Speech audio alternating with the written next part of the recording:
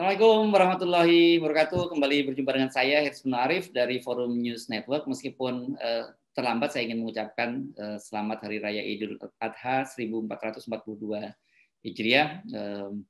Dan hari ini, hari Rabu, tanggal 21 Juli 2021 adalah hari pertama perpanjangan PPKM darurat.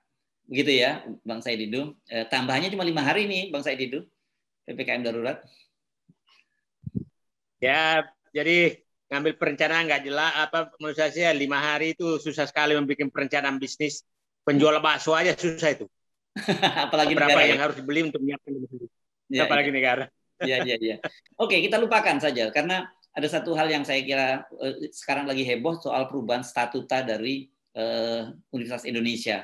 Ini kelihatannya adalah memberikan justifikasi terhadap pelanggaran yang dilakukan oleh rektor yang merangkap jabatan sebagai wakil komisaris utama BRI. Saya jadi teringat pepatah ini, Bang Saididu, kalau orang katanya makan buah si malakama, kalau dimakan buahnya bapaknya mati, nggak dimakan ibunya mati. Jadi buahnya dibuang aja. Nah sekarang karena peraturannya yang menghambat, jadi peraturannya yang diganti gitu. Jadi saya pikir ada 3 hal, Mas Herku, yang mudah-mudahan bukan ini yang terjadi. Pertama, yang ingin ditunjukkan oleh pemerintah sekarang. Ini siapa tahu ingin menunjukkan, wahai teman-temanku, apabila kau melanggar hukum, nggak usah takut, karena nanti aturannya yang aku ubah. Yang kedua, nyatakan kepada semua pihak bahwa apa yang saya maui jangan coba halangi berdasarkan aturan, karena aturan saya bisa ubah. Yang ketiga, mengingatkan pada orang lain, hati-hati kalian yang tidak mendukung saya atau tidak menjilat pada saya, maka aku carikan aturan-aturan yang menjerat Anda, walaupun ya kira-kira. Nah, ada empat Mas Heru. Yang keempat ini menyatakan bahwa apapun yang saya mau inginkan, nggak usah kau halangi, karena aku bisa melakukan apa saja yang saya inginkan. Ya, ini sebagai contoh saja, bahwa dulu menyatakan Ketua KSP menyatakan bahwa korupsi menghambat ekonomi, maka diubahlah undang-undang KPK. KPK menghambat ekonomi. KPK menghambat, maka diundanglah undang-undang KPK. Ya, kemudian dinyatakan bahwa investor banyak mengeluh, maka diubahlah undang-undang Omnibus Law. Ya. Diubahlah berbagai undang-undang dengan cara Omnibus Law. Pengusaha-pengusaha tambang yang minerba yang harusnya masa pertambangannya, masa konsesinya habis, maka diubah undang-undang itu. Jadi ini menurut saya hanya menyatakan apakah ini awal rontoknya negara hukum dan menjadi negara otoriter. Itu sinyal yang sangat bahaya bagi negara ini. Itu harus. Nah, sekarang kita, silakan. Ya, oke. Mungkin kita review kembali mengapa kemudian pada waktu itu Rektor UI disebut melanggar itu, karena sesuai dengan ketentuan. Apakah ini hanya melanggar statuta atau juga sebenarnya melanggar dari sisi aturan di BUMN sendiri? Jadi ini perlu saya jelaskan dengan sangat teliti, karena ini ada pihak-pihak yang menyatakan ini tidak ada pelanggaran, karena di dalam statuta UI tidak dijelaskan itu apa yang dimaksud dengan pejabat BUMN. Itu yang dimaksud. Jadi begini, apabila kita membaca undang-undang, maka kita membaca undang-undang kita dan undang-undang yang terkait. Oke, undang-undang yang terkait yang dijelaskan. Nah, di dalam statuta UI memang tidak jelaskan apa itu pejabat BUMN, karena UI tidak punya kewenangan menjelaskan itu. Yang punya kewenangan menjelaskan itu adalah undang-undang BUMN dan undang-undang yang tentang terkait dengan apa itu pejabat. Nah, sehingga harusnya dia melihat undang-undang BUMN ada nggak pengertian tentang pejabat. Undang-undang yang terkait adalah nggak tentang pejabat. Jadi undang-undang BUMN menyatakan komisaris itu adalah organ korporasi. Organ korporasi itu ada 3, RUPS, komisaris, dan direksi. Organ korporasi adalah pejabat BUMN. Nah, di undang-undang Tipikor, itu undang-undang BUMN, undang-undang nomor 19 tahun 2003. Undang-undang Tipikor tahun 1999, Tipikor itu tindak pidana korupsi. yang menyabarkan yang dimaksud pejabat negara terdiri dari mulai presiden sampai kepada pejabat BUMN. Yang dimaksud pejabat BUMN adalah komisaris, direksi, dan satu tingkat di bawah direksi. Jadi pihak-pihak yang menyatakan bahwa pasal itu abu-abu adalah salah. Pasal itu jelas melanggar. Karena yang dimaksud pejabat BUMN adalah komisaris. Oke? Nah, yang kedua, apa yang terjadi di pelanggaran sebenarnya dan siapa yang melanggar? Tadi kan sudah melanggar statuta, tapi Kementerian BUMN juga melanggar karena dia mengangkat di dalam Undang-Undang BUMN menyatakan bahwa dan peraturan yang ada menyatakan bahwa tidak boleh mengangkat komisaris atau direksi yang melanggar ketentuan perundangan yang berlaku. Ketentuan perundangan statuta UI menyatakan tidak boleh merangkap komisaris pejabat BUMN. Jelas, itu statuta yang lama 2013. Nah, sekarang jadi Kementerian BUMN juga melanggar. Yang siapa yang melanggar sebenarnya? Pertama adalah Rektor Universitas Indonesia, Profesor Ari Kunchoro, melanggar dua hukum, yaitu melanggar statuta dan melanggar undang-undang peraturan ketentuan BUMN. Yang kedua, Majelis Wali Amanah IP UI.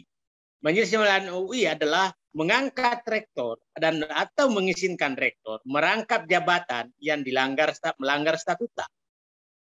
Yang ketiga yang melanggar adalah Menteri BUMN Erick Thohir mengangkat orang menjadi komisaris yang melanggar aturan.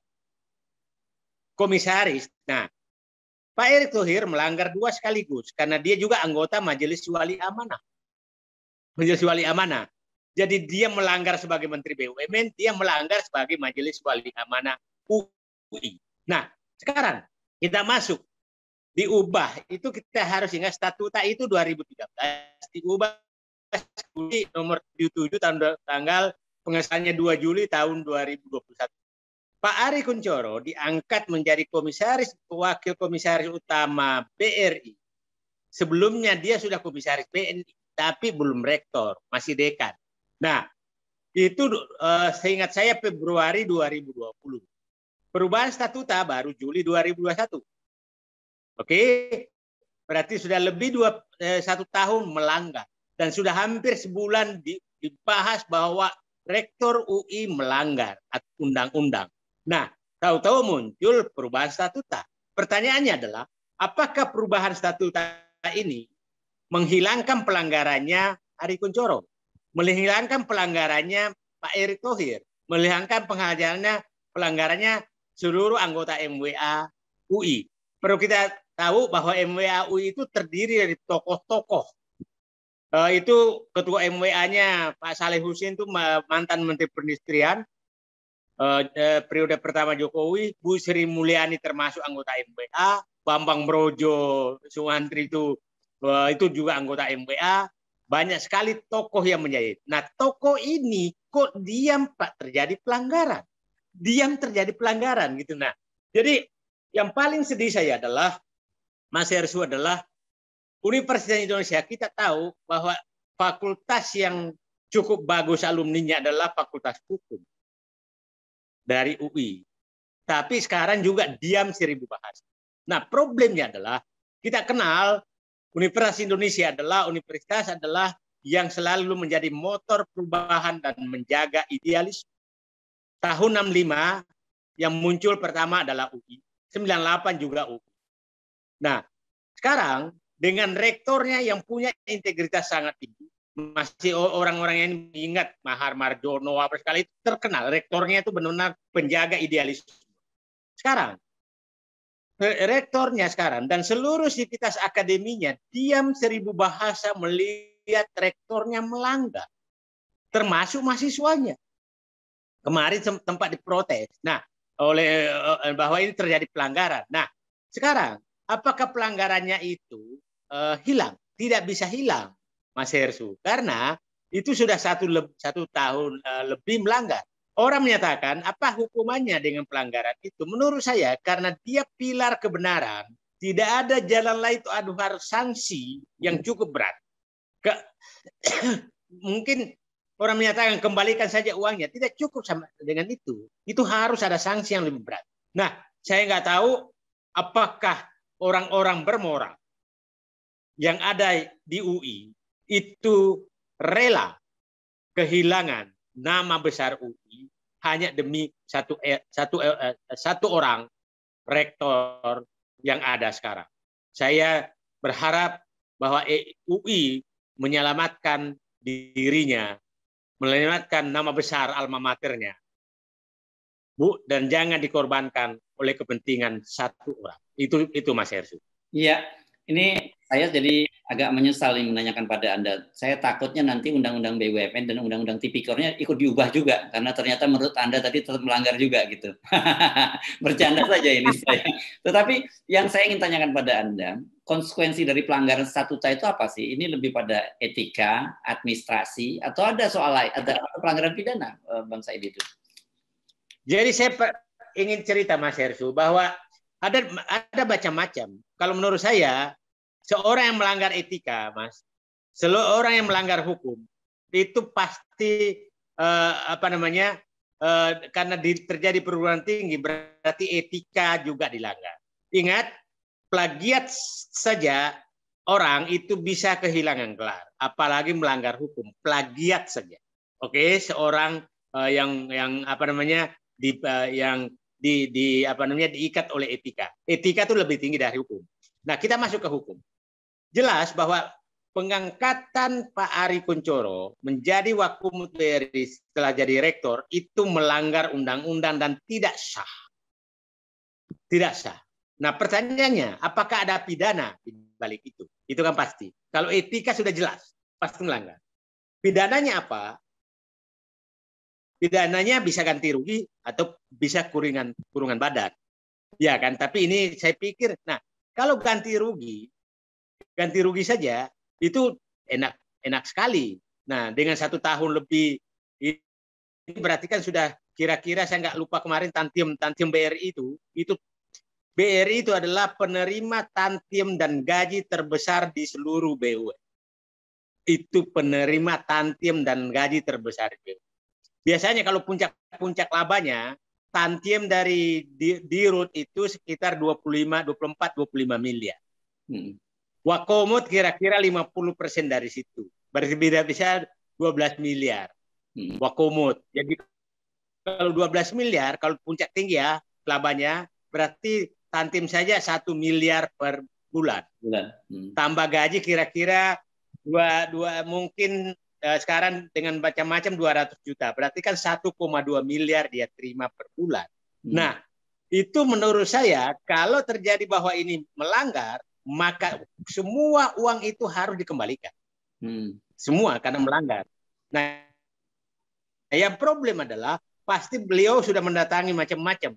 Nah, apakah sah tanda tangan beliau? Nah, tapi lebih dari itu Mas Yesus, malam ini saya benar-benar sangat sedih diamnya para intelektual melihat terjadi perselingkuhan hukum di menara pilar penegakan etika dan moral, yaitu perguruan terbaik di Indonesia ternama, yaitu Universitas Indonesia. Itu Mas yang bikin saya sedih. Ya, oke. Jadi kan kira-kira logikanya begini. Oke, silahkan mengubah statuta UI, tapi statuta itu tidak berlaku surut. Artinya tidak menggugurkan kesalahan yang dilakukan oleh Profesor Ari, kan gitu ya? Nah, tapi ini kita harus was-was. Ini kan apapun bisa dilanggar, maka bisa saja bikin lagi statuta bahwa ini berlaku surut. Kan maunya mereka sekarang. Maunya mereka sekarang. Ya. Bahkan azasnya hukum itu tidak berlaku surut kan biasanya kan. Asasnya demikian. Tapi kan sekarang nggak pakai asas lagi. Jadi yang perlu kita menggugah hanya Mas Hersu adalah, saya pikir alumni UI itu, ya UI itu ada perguruan tinggi tertua, ITB juga itu dulu Fakultas Tekniknya UI, IPB Fakultas Pertaniannya UI. Jadi saya pikir alumninya UI itu mungkin sekarang kalau dihitung-hitung mungkin sudah mendekati 1 juta. Apakah 1 juta alumni itu diam dan membiarkan alma maternya dan puluhan ribu mahasiswanya sekarang S1, S2, mungkin kalau digabung mungkin mendekati 50.000, 60.000. Dia melihat alma maternya hancur hanya demi kepentingan satu orang. Ya. Itu saya pikir nggak perlu. Ya, tapi ini implikasinya, Bang Said, itu kan seperti kita ketahui, bukan hanya rektor UI yang merangkap jabatan di komisaris perusahaan, ada beberapa yang juga merangkap di perusahaan di daerah dan sebagainya. Ini implikasinya berarti nanti statuta dari berbagai kampus akan rame-rame diubah nih gara-gara statuta UI diubah juga. Siapa tahu sudah diubah. Siapa tahu sudah diubah semua. Belum muncul aja. Ya. Nah, siapa tahu juga sekarang muncul bahwa jalur khusus untuk menjadi komisaris adalah relawan dan tim sukses. Siapa tahu udah keluar juga PP-nya, kita nggak tahu. Ya, ini luar biasa sekali ya di negara ini ya. Kalau ada seorang petinggi atau orang yang dekat dengan kekuasaan, dia melakukan pelanggaran, maka bukan dia yang dihukum, tapi aturan atau undang-undang yang diubah. Ini selamat datang di negara Wakanda. Jadi ini sudah saya sangat was-was dalam kehidupan bernegara, karena saya ulangi tadi, seakan-akan keluarnya perubahan statuta ini adalah mendeklarasikan bahwa wahai teman-temanku, dukunlah saya, kalau kau melanggar maka ku ubah undang-undang itu. Ya. Wahai orang-orang yang tidak mau menjadi temanku, maka berhati-hatilah, maka ku tangkap kau sesuai undang-undang yang aku inginkan. Ya. Nah, wahai teman-temanku, nggak usah takut melanggar. Kalau kau melanggar, maka aku ubah undang-undang itu supaya kau bebas. Wow. Nah, kalau ini terjadi, maka itu saya pikir negara ini bukan lagi negara hukum, tapi negara kekuasaan. Yes. Oke. Baik, terima kasih Bang Said Didu. Assalamualaikum warahmatullahi wabarakatuh. Waalaikumsalam warahmatullahi wabarakatuh.